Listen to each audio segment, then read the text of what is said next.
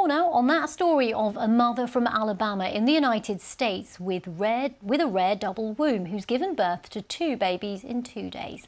Well, to discuss this further, joining me now from Birmingham, Alabama is Dr. Shweta Patel, who's the Assistant Professor in Obstetrics and Gynecology at the UAB. And Shweta was one of the doctors who helped manage that miracle, as it's been described, delivery. Thanks for joining us here on BBC News, Dr. Patel. Just tell us more about how this came about.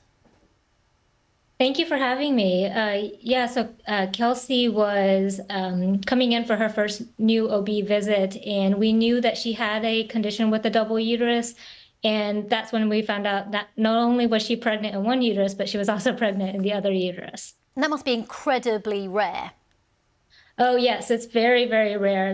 It's something that obstetricians go through their whole careers and never see. And how does that actually work then, biologically? Well, biologically, her uterus developed in an atypical way. So typically, a normal uterus forms by having 2 ducts. They're called Mullerian ducts that fuse together embryologically, but hers did not fuse, and that led to 2 separate uteri and 2 separate cervices. And then she likely ovulated separately with separate eggs and going down each uterus, and sperm being fertilized separately as well, leading to 2 separate babies in each uterus. Wow, that is incredible. Now, how tricky was her pregnancy? Her pregnancy was tricky in regards that we don't have a lot of evidence or data to know how to do her prenatal care. We took a lot of learning we know about how to take care of typical twin pregnancies and applied it to her. But luckily, her prenatal care was not too out of the ordinary. It was a typical routine prenatal care, but required more frequent visits in the 3rd trimester, more frequent ultrasounds. But truly, her labor was the part that was the most atypical. And tell us about that. Yeah, well, there was a lot of planning that was involved, and we only had case reports to help us decide how to progress with her labor. And case reports had shown babies in her condition have delivered both vaginally. One would deliver vaginally, one with C-section, and conditions were both delivered by C-section.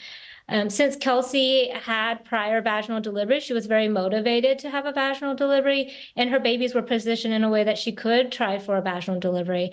And we really wanted her to go into spontaneous labor as naturally as possible, but she really went past that time that we could allow her to continue her pregnancy and required to be induced.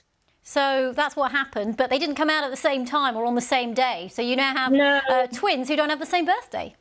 No, they didn't. So they had, as most babies and labors, they had a mind of their own. And one came, the first baby on the right uterus came vaginally. And about 10 hours later, the second baby on the left uterus came by C-section on separate days.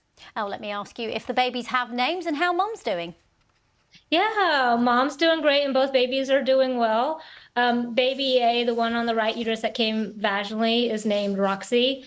And the second baby on the left side, who came by C-section, is called Rebel, appropriately named. Wow, Roxy and Rebel. Well, Dr. Shweta Patel, thank you very much for taking us through that story. And yeah, we hope perhaps one day to speak to Kelsey ourselves here on BBC News. Thank you for having me.